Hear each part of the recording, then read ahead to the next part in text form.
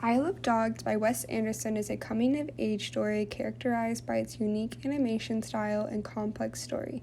Let's discuss the major plots and subplots of this film. The major plot of the film follows two main characters, Kenji Kobashi, the mayor of Megasaki City, and his nephew Atari Kobashi, repeating the history of their ancestral dynasty. The plot is given context in the prologue titled The Boy Samurai and the Headless Ancestor. The prologue describes a war started by the cat-loving Kobashi dynasty against dogs for just existing. The dynasty came close to killing all of the dogs, but they were saved by a lone child warrior from the Kobashi clan who felt bad for the dogs. He ended the war, but the disdain for dogs by the Kobashi people remained. 20 years in the future, an outbreak of snout fever spreads throughout the city of Megasaki with the risk of becoming contagious to humans. Mayor Kobayashi banishes all dogs to Trash Island, choosing not to listen to his political opponent, Professor Wannabe, who says they are almost done with the cure. The first deported dog is a black and white spotted dog named Spots Kobashi, who serves as a bodyguard dog of Atari. The actions of Mayor Kobashi cause Atari to hijack a plane 6 months later and fly it to Trash Island to search for Spots.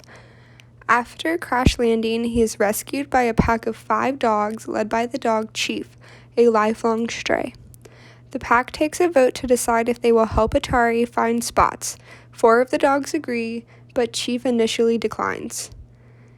He is then convinced by Nutmeg, an ex-show dog, to help the boy out of obligation. Beginning the subplot of the relationship between Chief and Atari throughout the film, it also introduces the subplot of Chief and Nutmeg's relationship. The pack and Atari then set out on a journey to find Spots, who might be held captive by an isolated tribe of dogs rumored to be cannibalistic.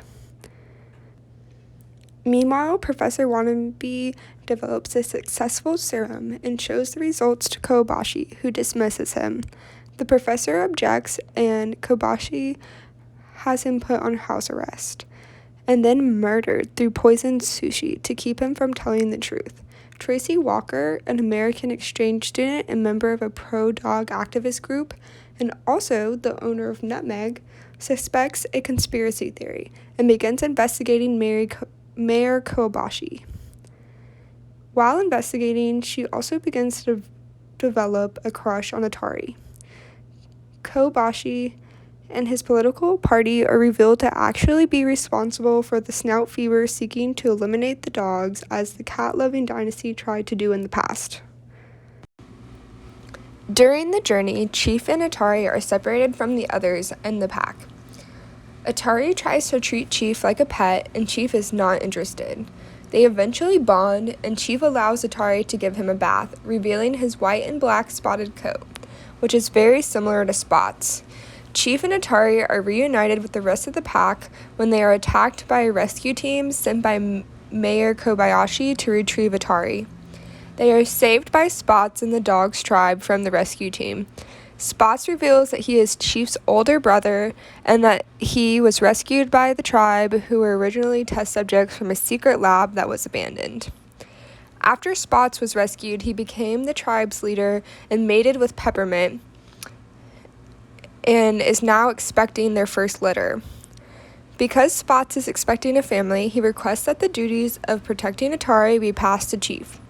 Chief is initially hesitant, but agrees, and all bodyguard duties are transferred to him. Then an owl brings news that Kobashi has rounded up all of the exiled dogs and plans to exterminate them with poison gas.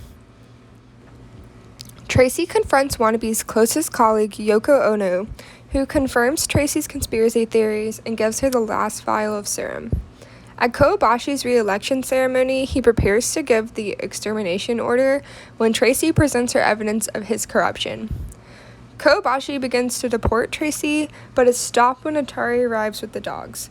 They confirm the serum works by testing it on Chief.